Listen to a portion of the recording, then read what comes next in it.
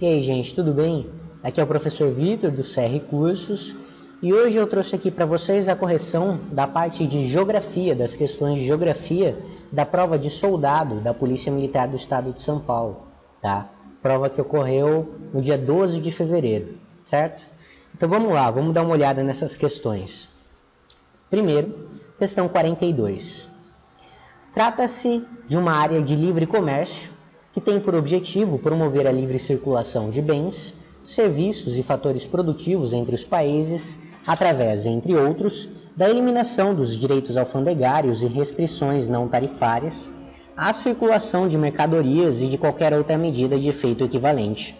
Foi criado a partir do Tratado de Assunção, assinado em 1991, pelos Estados-partes e Estados associados. O texto remete às características do certo. Então aí o enunciado da questão 42, ele trouxe para a gente um texto que nos apresenta uma série de características a respeito de uma determinada organização, certo? Parece ser um grupo econômico, tá? E aí ele quer saber qual grupo econômico que é, qual organização que é essa, tá? Composta por vários países. No caso aí, vamos analisar as alternativas para poder determinar a que grupo, tá, o enunciado da questão faz referência. Começando pela alternativa A, o G8.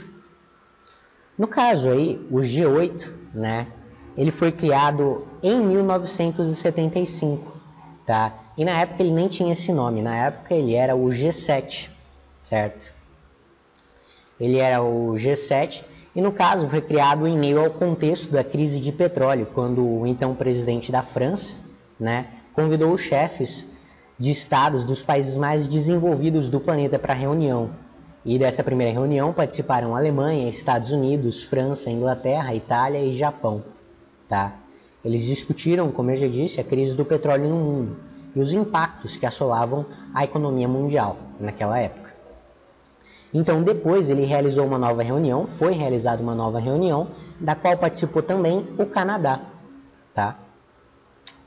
E a partir dessa reunião, que ocorreu em 1976, houve a denominação desse grupo de países. Esse grupo de países passou a ser chamado de G7, tá? E essa denominação, essa composição, durou até 1998, quando a Rússia passou a ser membro do grupo. A partir daí passou a ser chamado de G8, que a partir daí passou a ser chamado de G8, né?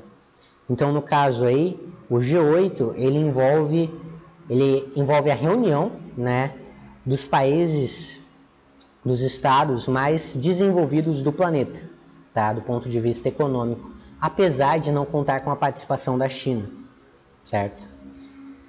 Que atualmente tem o segundo maior PIB do mundo. Mas, como eu comentei aqui com vocês, né, as datas não batem, certo? No caso aí, como eu disse, o G8, antes chamado de G7, foi criado em 1975, a partir dessa reunião que envolveu esses vários países desenvolvidos à época, né?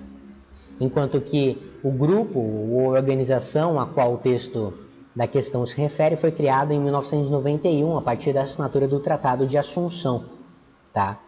Então, não pode ser o G8, certo? Então, descarta a alternativa A.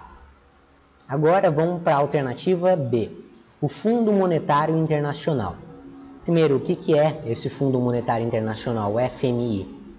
Ele é uma organização financeira internacional que realiza empréstimos e resgates para os países com dificuldades econômicas. Tá, no caso aí, já deu para notar que acaba não batendo. As características do FMI, o próprio conceito de FMI e o que ele objetiva fazer, acaba não batendo com o texto que a questão trouxe para a gente, né? Porque está falando aqui o texto da questão que se trata de uma área de livre comércio que tem por objetivo promover a livre circulação de bens, serviços e fatores produtivos entre os países membros, enquanto que o FMI ele tem o objetivo de realizar empréstimos e resgates para os países com dificuldades econômicas, tá?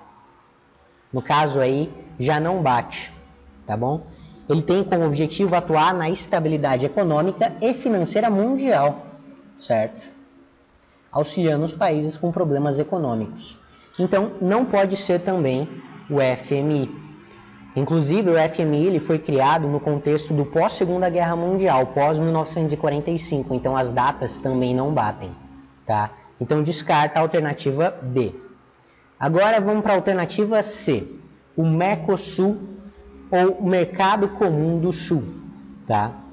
No caso aí, o Mercosul, ele resultou de uma série de negociações que surgiram ainda na década de 1980, desculpa. E naquela ocasião, em 1985, José Sarney, que era o então presidente do Brasil, né, e Raul Alfonsín, que era o presidente da Argentina, eles conversaram sobre um projeto de integração que envolvia o Brasil e a Argentina. E essas conversas, elas amadureceram no início da década de 90, quando outros dois países foram convidados para participar dessa integração, o Uruguai e o Paraguai. Então, no dia 26 de março de 1991, na cidade de Assunção, que é a capital do Paraguai, tá, foi assinado o Tratado de Assunção, um documento que oficializou a criação do tal do Mercado Comum do Sul, ou Mercosul, que tem a sua sede oficial localizada lá no Uruguai. Tá? Então, a partir dessa data, se oficializou a criação desse bloco econômico, tá? Desse grupo, desse bloco econômico envolvendo os 4 países, Brasil, Argentina, Uruguai e Paraguai. Esse é o Mercosul, que tinha como principal objetivo, no início lá da criação, né, estabelecer uma zona de livre comércio entre os países envolvidos. E essa zona, ela garantiria a livre circulação comercial de produtos sem precisar dos trâmites burocráticos em relação a uma exportação, né? No caso aí, vocês já viram que, primeiro, as datas batem, né? O Mercosul, ele foi criado em 1991, a partir da assinatura do Tratado de Assunção, lá na capital do Paraguai, tá? Na cidade de Assunção. E ele tinha como objetivo estabelecer uma zona de livre comércio entre os países envolvidos, que garantiria uma circulação comercial de produtos sem a necessidade dos trâmites burocráticos relativos à exportação. Isso bate com o texto, né? Porque aqui o texto está falando que se trata de uma área de livre comércio que tem como objetivo promover a livre circulação de bens, serviços e fatores produtivos entre os países membros, tá? Então, a gente tem aí a resposta da questão, que no caso é a alternativa C, certo? O texto, o enunciado da questão 42, ele faz referência ao Mercosul, a esse grupo econômico, a esse bloco econômico formado por Brasil, Uruguai, Argentina e Paraguai, certo? Beleza, então. Resposta da questão 42, alternativa C. Por que a D está errada, por que a E está errada? Brexit, né? O que é o Brexit? No caso, Brexit é uma palavra que vem da junção de 2 palavras inglesas, tá? Britain, que é Bretanha, e exit, que é saída, tá? E essa expressão Brexit, ela é usada para caracterizar o processo de desligamento do Reino Unido da União Europeia, que havia sido iniciado com o referendo de 23 de junho de 2016. E foi nessa data que os britânicos escolheram deixar o bloco econômico e político europeu, deixar a União Europeia, tá? No caso, então, Brexit não tem absolutamente nada a ver com o que foi trazido pelo texto da questão, pelo enunciado da questão, tá? É uma palavra que se refere a essa decisão do Reino Unido de sair da União Europeia, que é um bloco econômico, tá? E por último aí, a alternativa E, porque que está errada, BRICS. Os BRICS, eles são um agrupamento de países de mercado emergente, tá? E esse agrupamento, ele começou com 4 países, sob o nome BRIC, que reunia Brasil, Rússia, Índia e China, tá? BRIC. Até 2011, quando o S foi acrescentado por conta da admissão da África do Sul no grupo. Mas é importante destacar que esse grupo ele não é um bloco econômico nem uma associação de comércio formal, tá? Como é o caso da União Europeia ou do Mercosul. Diferente disso, os 4 países fundadores do grupo eles procuraram formar um clube político, tá? Ou uma aliança, e dessa forma converter o seu crescente poder econômico em uma maior influência geopolítica. Então, por meio desse grupo, formado por esses 4 países, né, por esses 5 países, desculpa, eles pretendiam aumentar a sua influência geopolítica, tirando proveito do seu crescente poder econômico, tá? O BRICS, como eu disse, né, ele não é uma associação de comércio formal e nenhum bloco econômico, e, portanto, ele não pode ser relacionado com as características apresentadas pelo texto do enunciado, pelo texto da questão 42. Tá? E tá errado. Portanto, a alternativa correta é a letra C, Mercosul. Agora vamos para a próxima questão, questão 43. Vamos lá, é uma fonte de energia que consiste na conversão natural do calor do interior da Terra para o aquecimento de edificações e geração de eletricidade a partir do vapor e da água aquecida. Trata-se de uma fonte de energia ambientalmente mais limpa e com menor emissão de gases poluentes quando comparada às energias fósseis. Essa forma de energia é definida como... Beleza, então a questão trouxe um texto para a gente, no qual ela apresentou uma série de características de um determinado tipo de energia, tá? Aí a gente tem que saber que tipo de energia é esse, beleza? Então vamos lá. Vamos analisar as alternativas para determinar, para ver, né, se alguma delas bate com as características apresentadas pelo texto da questão 43. Alternativa A, energia geotérmica, tá? No caso aí, a energia geotérmica, ela se caracteriza por um calor proveniente da Terra, do planeta Terra, tá? Que é uma energia calorífera gerada a menos de 64 quilômetros da superfície terrestre, numa camada de rochas chamada de magma, que chega a atingir até 6.000 graus Celsius, tá? Geo significa terra e térmica corresponde a calor, e por isso geotérmica é a energia calorífera que vem da Terra, beleza?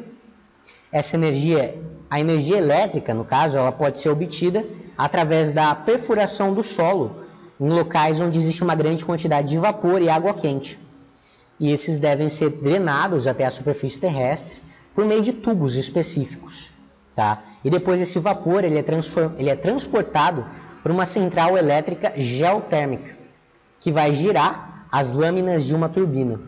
E, por fim, a energia que é obtida através da movimentação dessas lâminas, tá? Através da energia mecânica, é transformada em energia elétrica através do gerador. Então, no caso aí, essa é a energia geotérmica. E as características dela batem exatamente com as características apresentadas pelo texto da questão. Uma fonte de energia que consiste na conversão natural do calor do interior da Terra para o aquecimento de edificações e geração de eletricidade a partir do vapor de água aquecida. É exatamente isso, tá? Então, a questão 43, a resposta da questão 43 é a alternativa A, certo? A energia a qual a questão 43 se refere é a energia geotérmica, tá? No caso aí, energia solar, alternativa B. A energia solar, ela é uma energia, né, como o próprio nome diz, que tem como fonte o Sol, tá?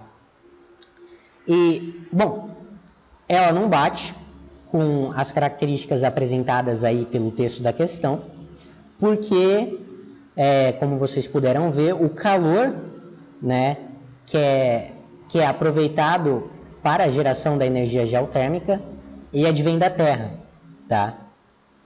E não do Sol. E a fonte da energia solar é o Sol. Portanto, não pode ser a alternativa B, beleza? Agora, energia maremotriz, alternativa C. A energia maremotriz é aquela que advém dos mares, tá? Ela advém dos mares, tá? Então, no caso aí, o texto traz pra gente que a energia, né, ela é obtida a partir da Terra, do calor do interior da Terra, tá? Essa é a fonte da energia a qual o texto da questão faz referência. Enquanto que a energia maremotriz, a fonte dela são os mares, tá? As marés. Então não pode ser, são fontes de energia diferentes, beleza? Por isso que não pode ser a energia maremotriz. Descarta a alternativa C também. Energia termoelétrica, tá? A energia termoelétrica, ela é a energia obtida por meio da conversão de energia térmica em energia elétrica, tá? E esse processo acontece dentro de usinas termoelétricas e tem início a partir da queima de um determinado material, como os combustíveis fósseis ou a biomassa para obtenção de calor, tá? Então, no caso, a partir do calor produzido por meio da queima ou de combustíveis fósseis ou de biomassa, é possível produzir energia termoelétrica nas usinas termoelétricas, tá? Então, a fonte é essa queima ou de combustíveis fósseis ou de biomassa, tá? Que não é compatível, que não bate com o texto da questão, que, como eu já disse, a fonte, né, de energia aí trazida pela questão é o calor produzido no interior da Terra, tá? Então, também não pode ser a energia termoelétrica, descarta a alternativa D. E a alternativa heliotérmica, tá? No caso, ou energia termosolar, também pode ser chamada assim, é uma energia elétrica proveniente dos raios solares, só que de maneira indireta, tá? A gente diz ser de maneira indireta porque o calor do Sol, nesse caso, ele é captado e armazenado para depois ser transformado em energia solar mecânica e depois em eletricidade, tá? A energia heliotérmica é um dos 3 tipos de energia solar, beleza? A energia solar ela é dividida em 3 tipos. A energia fotovoltaica, a energia solar térmica e a energia heliotérmica, tá? Então, a fonte da energia heliotérmica são os raios solares. Também não bate com o texto da questão, tá? Então, descarta aí a alternativa E. Resposta da questão 43, alternativa A, energia geotérmica, beleza? Essa é a resposta. Agora vamos para a próxima, questão 44. Observe o mapa. Brasil, tipos climáticos. Beleza. Os números 1 e 2 indicados no mapa representam, respectivamente, os tipos climáticos. Tá, vamos lá. Essa questão exige da gente o conhecimento a respeito dos diferentes tipos de climas que existem aqui no nosso país. No caso aqui, a gente está observando que o número 1 ele está próximo aqui da região do Nordeste, né? Enquanto que o número 2 está aqui na região sul do Brasil, tá? Aí, com base nisso, a gente pode responder a questão. Mas vamos lá, né? Vamos lá analisar as alternativas primeiro. Esses 2 tipos climáticos, 1 e 2 respectivamente, equivalem aos climas equatorial e tropical de altitude. Aí, no caso, então, a questão, né, a alternativa está falando que o 1 equivale ao clima equatorial e o 2 equivale ao clima tropical de altitude. Tá correto? No caso, não está correto, tá? Não está correto no caso A2, certo? Nem A1 também, porque o clima equatorial ele é identificado em praticamente todos os estados da região norte, tá? Então não pode ser, porque o número 1 ele está ali na região nordeste, como vocês podem ver no mapa. Enquanto que o clima tropical de altitude ele está presente nas regiões de serras e planaltos, principalmente lá na região sudeste. Então também não pode ser. Deveria estar um pouco mais para cá, né, o número 2. Ele está concentrado ali na região sul. Então a gente descarta a alternativa A, porque o clima equatorial ele está presente mais aqui na região norte, né, do nosso país, enquanto que o clima tropical de altitude está presente aqui no sudeste, tá bom? Então descarta a alternativa A. Vamos para B. Semiárido e tropical, respectivamente. No caso aí, ali no Nordeste seria o semiárido e o subtropical, o 2, estaria ali na região sul. Tá certo? Tá correto. O clima semiárido, ele é típico da região Nordeste, principalmente do interior, que é um lugar conhecido como polígono da seca, por conta, né, da escassez de chuvas. E, bom, o clima subtropical, por sua vez, ele ocorre exclusivamente na região sul, tá? E é uma característica climática que se distingue totalmente do restante do Brasil, apresentando médias anuais de temperatura que giram em torno de 18 graus e chuvas bem distribuídas ao longo do ano, tá? Então, tá correto, né? A gente tem aqui no Nordeste o clima semiárido, em especial no interior do Nordeste, e aqui no Sul a gente tem o clima subtropical, caracterizado por chuvas bem distribuídas ao longo do ano. Beleza? Resposta, então, da questão número 44, B. Alternativa B, tá? A alternativa C está errada, né? Porque, como eu disse, o tropical de altitude, o tropical de altitude ele fica aqui na região sudeste, tá? E o subtropical, ele fica na região sul. No caso, na C, o subtropical está correto, o tropical de altitude está incorreto. Na D, o semiárido está correto, tá? Mas o equatorial úmido está incorreto. Isso porque o equatorial úmido, ele prevalece lá na região amazônica, tá? E por último aí, a alternativa E está incorreta também. Clima semiárido e equatorial. O semiárido está correto, né? Se referindo aqui à região Nordeste, o número 1, mas o equatorial está errado. Como eu já disse, o equatorial, ele prevalece aqui em quase todos os estados da região Norte, beleza? Portanto, questão 44, resposta alternativa B. Bom, dando prosseguimento, vamos tratar agora da questão 45, tá? Vamos lá. A estimativa do Instituto Brasileiro de Geografia e Estatística aponta que o Brasil tem, na atualidade, mais de 215 milhões de habitantes. A taxa de crescimento anual tem diminuído nas últimas décadas, estando, na atualidade, inferior a 1%, devido principalmente...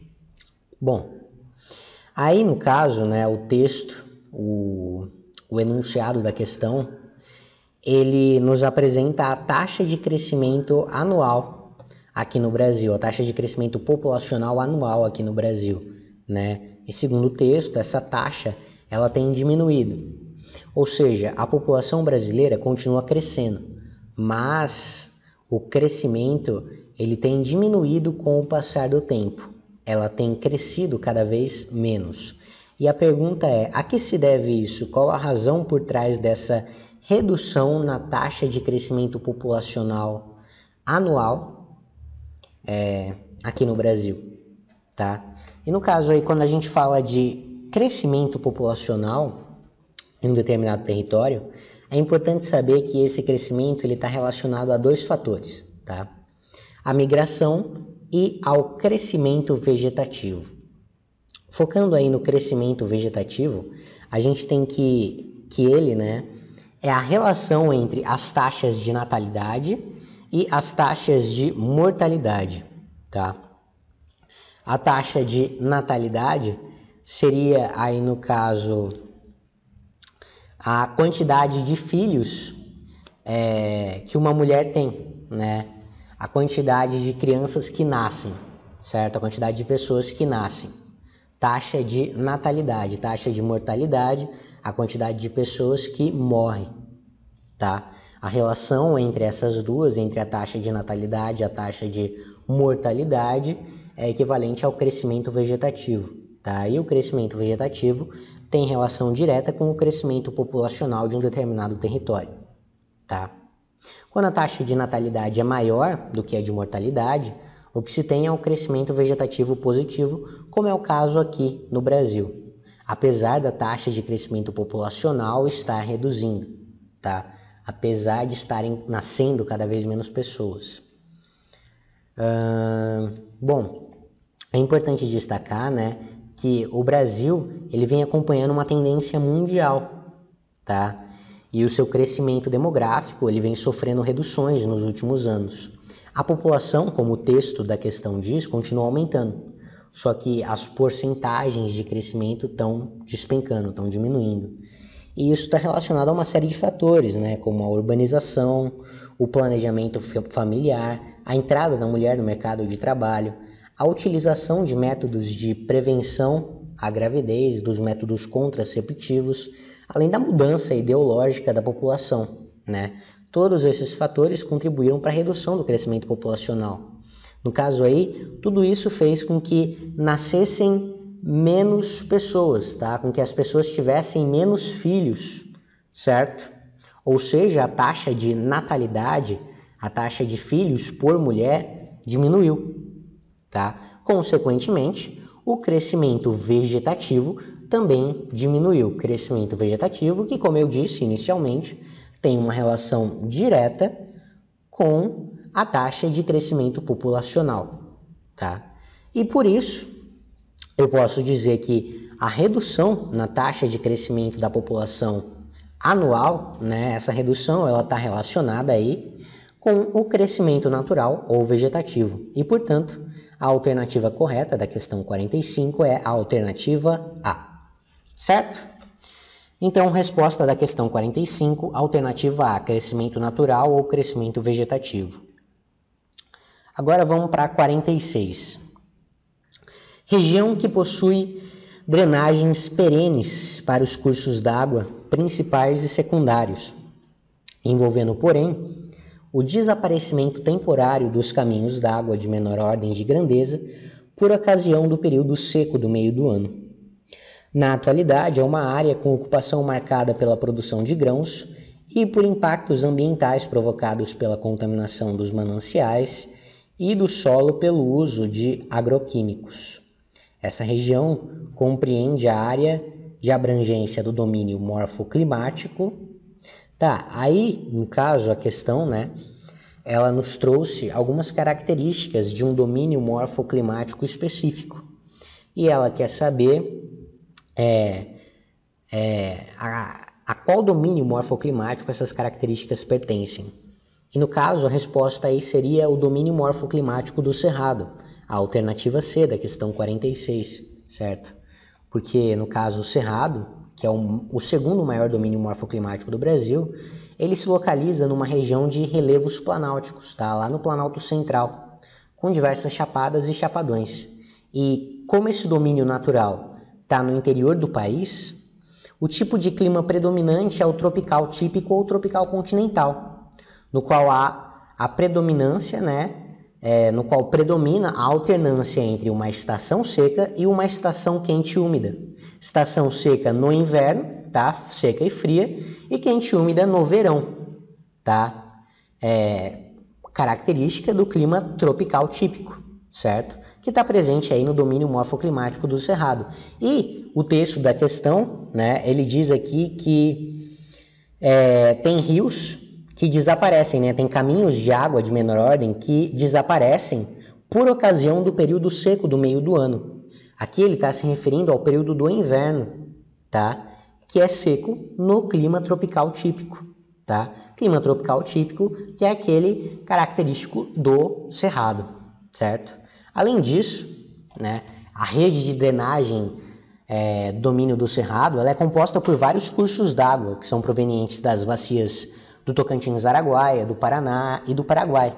E ela também é influenciada pela alternância de estações que essa região possui, fazendo de novo uma referência ao clima tropical típico. No caso aí, a alternância entre uma estação seca e uma estação quente e úmida. A rede de drenagem, né, da região, ou seja, os corpos d'água da região, ela sofre influência dessa alternância de estações, tá? Como também traz aqui no texto da questão. O texto da questão fala que há o desaparecimento temporário dos caminhos d'água de menor ordem de grandeza por ocasião do período seco do meio do ano, certo? Então, a rede hidrográfica do Cerrado, ela é influenciada por essa alternância de estações, que é uma característica do clima tropical típico, certo? Além disso, é também importante destacar que lá no domínio morfoclimático do Cerrado, a ocupação humana ela se intensificou muito, principalmente nas últimas décadas, por conta da expansão da fronteira agrícola. Tá? E a fronteira agrícola ela é um termo que foi elaborado para designar a região do país que sofre com o avanço das práticas agrícolas em detrimento da devastação das florestas. E é o caso do Cerrado. Tá? A fronteira agrícola alcançou a floresta do Cerrado e em poucos anos, mais da metade desse bioma, né, já foi destruído.